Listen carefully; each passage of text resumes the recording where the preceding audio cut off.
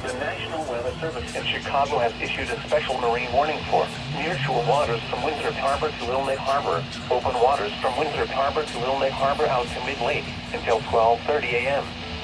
At 11:10 p.m., strong thunderstorms were located along a line extending from near Racine to 6 nautical miles southwest of Pleasant Prairie, moving east at 45 knots. Hazard, wind gusts to 40 knots.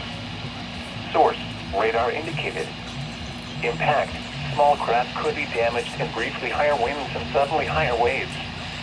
Locations impacted include Winthrop Harbor and Waukegan Harbor.